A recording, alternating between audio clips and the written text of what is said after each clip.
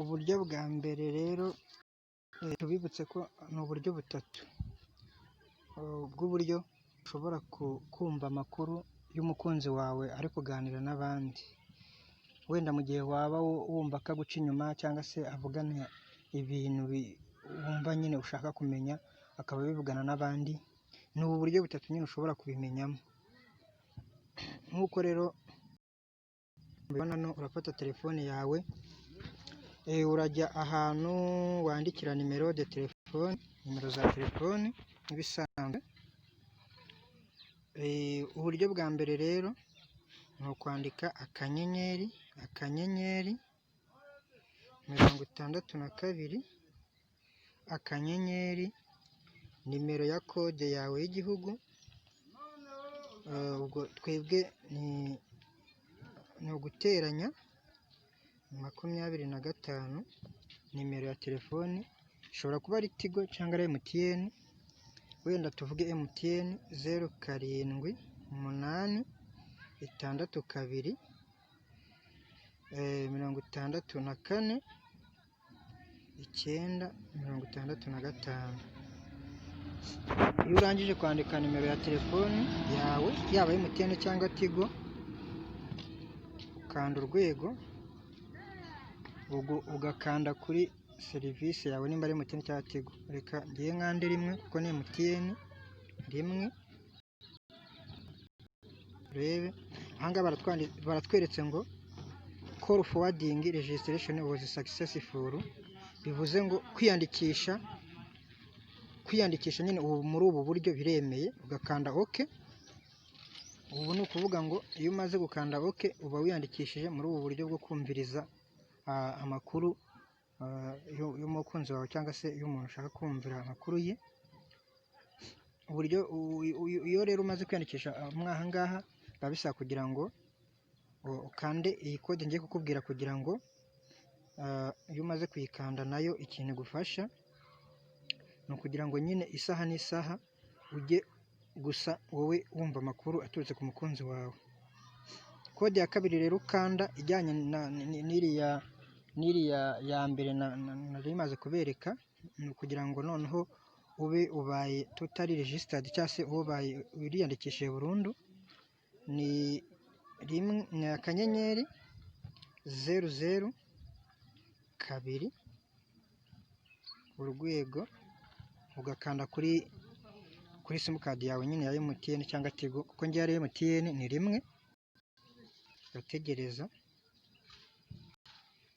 Ubu hano barakubwira ngo call forwarding service was abled, ni ukuvuga ngo bya bindi wiyandikishijemo noneho birakunze. Ubu noneho ino nimero nashyizemo natangira bayihamagara nkabasha kumva amakuru yayo. Kuvuga ngo ubu ngubu niyandikishije, bivuze ngo dore binariho hano, ni ukuvuga ngo ubu ngubu urabona ahangaha hariho ngo MTN Rwanda forwarding all calls. Bivuze ngo nimero za telefoni zose zaza zihamagara ino nimero nashyizemo zose, izo arizo zose zizaza zigira gute, zizaza zimuhamagara mbashe kubona amakuru yiwe. Ahangaha ni igihe telefoni yiwe, ni ukuvuga ngo ni kuri telefoni yiwe, yaba iri ku murongo yaba itari ku murongo, igihe icyo ari cyo cyose nzaza mbona amakuru yiwe. Ubu buryo bwa mbere rero ushobora kubukoresha cyangwa ugakoresha uburyo bwa kabiri tugiye kukubwira n'uburyo bwa gatatu. Ariko uburyo bwa gatatu butandukanye uburyo bwa kabiri butandukanye n'uburyo bwa gatatu, kuko ubwa kabiri bufite igihe nyine ubisetingiramo bishaka, n'ubwa kabiri n'ubwa gatatu biragiye bitandukanye. Ariko uburyo bwa mbere ni muri rusange. Ushatse rero wakoresha buno buryo bwa mbere gusa, cyangwa ugakoresha uburyo bwa kabiri, cyangwa ugakoresha uburyo bwa gatatu. Ahangaha nagira ngo mbereke ko ibyo twakoze byakunze. Urabona ahangaha iyo ukanze hariya, iyo ukanze ahangaha handitse ngo MTN Rwanda forwarding all calls, ukahemeza, ni ukuvuga ngo uba ugiye kuba noneho wakuraho ya nimero cyangwa se ukayigumizaho. Ni ukuvuga ngo ubu ngubu mwanze kuri call forwarding, turebe ibyo baduha kuri call forwarding. Kuvuga ngo bya bindi twakoze mbere byakunze, urabona ko biriho ahangaha hejuru n'ahantu handitse always forwarding, ni ukuvuga buri gihe. Kuvuga ngo forwarding all calls to iyi nimero, kuvuga ngo ya nimero yacu no twa forwardinze turimo turayibona ahangaha. Ni ukuvuga ngo dushatse kuyivamo twakemeza kuri ya nimero mwabibonye, kugira ngo ushatse wayikuramo ugakanda kuri iyi nimero ukandika turn off ukaba ariyo ukandaho, ubwo ukaba ubivuyemo. Cyangwa se ushatse wayihindura, ni ukuvuga ngo nshatse nayihindura nkandikamo noneho wenda 07 8 12 71 54 9 2, ni urugero. Ni ukuvuga ngo izi ngizi urabona ko zitandukanye n'iza mbere. Noneho ugakanda ahantu handitse update. Iyo ukanze turn off uba ubikuyemo, ubivanyemo, wajya update ukaba iyo ushyizemo shyashya urayapdatinze nyine igiyeho. Wakanda cancel kuri cancel ukagira gute, ukaba noneho uvuyemo ibyo wari urimo editinga, usubiye kuri bya bindi bya mbere twashyizemo. Ubwo iyo ukanze update ugiye ku updatinga ibyo ushyizemo bishya, wakanda cancel ukaba ugiye kugira gute ukansarinze ibi ngibi ushyizemo, ukaba usubiye kuri bya bindi bya mbere. Wakanda turn off ukaba byose ubivanyemo. Reka dukande updating ngo updating mirajyaho ya nimero ngiyi. Urabona ko ya nimero ari iyi ngiyi, tugakanda ikagumamo. Noneho rero tugiye kubereka kode y'uburyo noneho wagira gute wava muri system. Ibyo washyizemo ushaka kubivamo, iyo nimero ushaka kuyikuramo, ukanda urwego 00 2 urwego, ugakanda kuri ya kadi yawe. Hano baratubwiye ngo call forwarding service has been disabled. Kuvuga ngo call forwarding service has been disabled, bivuze ngo ya call yacu yagize gute, yavanwemo, ntabwo iri gukora mu buryo bwa forwarding, mu buryo bwo gufata amajwi ya mugenzi wawe yavuyemo. Tugiye rero kureba ubundi buryo bwa kabiri. Buno buryo bukaba ari uburyo umuntu akoresha iyo ashaka kumva amakuru y'umukunzi we cyangwa y'umuntu, ariko noneho ubu buryo bukoreshwa iyo telefoni y'uwo muntu itariho. Ubu buryo bukoreshwa iyo uno muntu bamuhamagaye, kwa kundi uhamagara umuntu telefoni ntayifate, ukamuhamagara bakakubwira ngo telefoni ngiri busy, cyangwa ngo hari ubundi buryo itari gukundamo. Wandika kode akanyenyeri 61 akanyenyeri, kode y'igihugu, guteranya 25 078 65 42 15 7.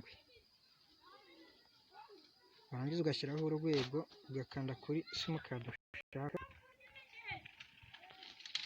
Urabona ko baduhaye bimwe mu bya mbere, call forwarding registration was successful, bivuze ngo birakunze.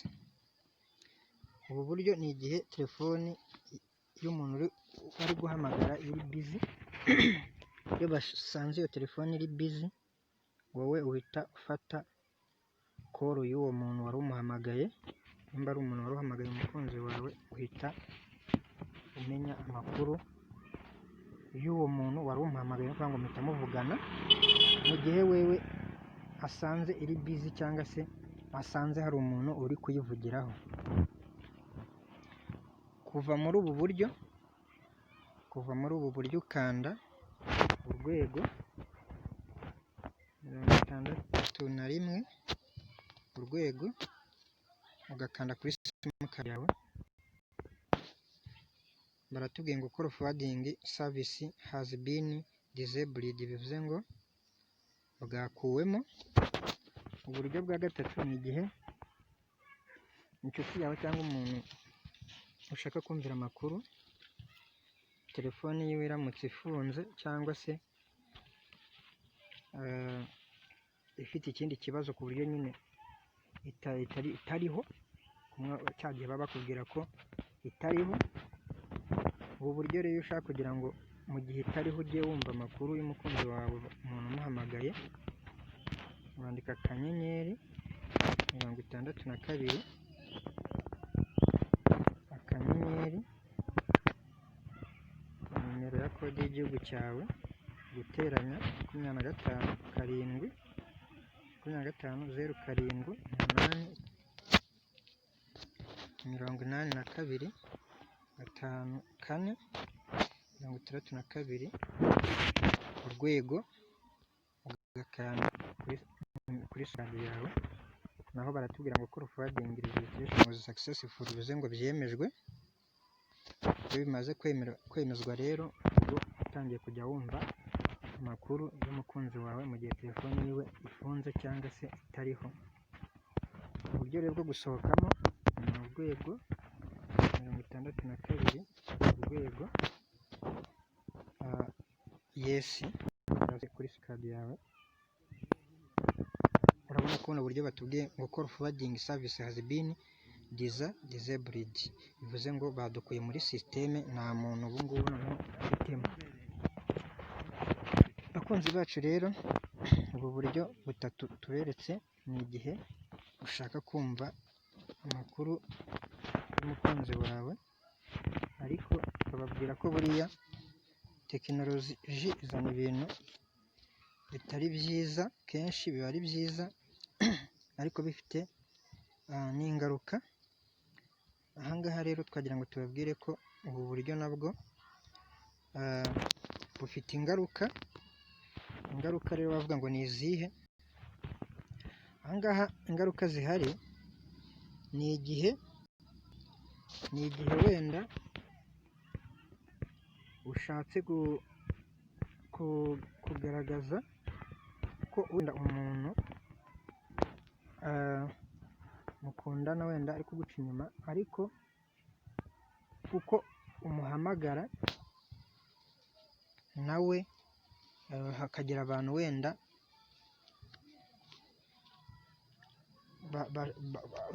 uko wowe bamuhamagara bakamubura ukumva amakuru ye, nabo niko akenshi iyo baguhamagaye bakakubura amakuru yawe yabasha kuyumva. Ni ukuvuga ngo kubera ko mwese muba mwariyandikishije, amakuru yanyu mwese babasha kuyumva. Murakoze cyane rero, yari Jados 250.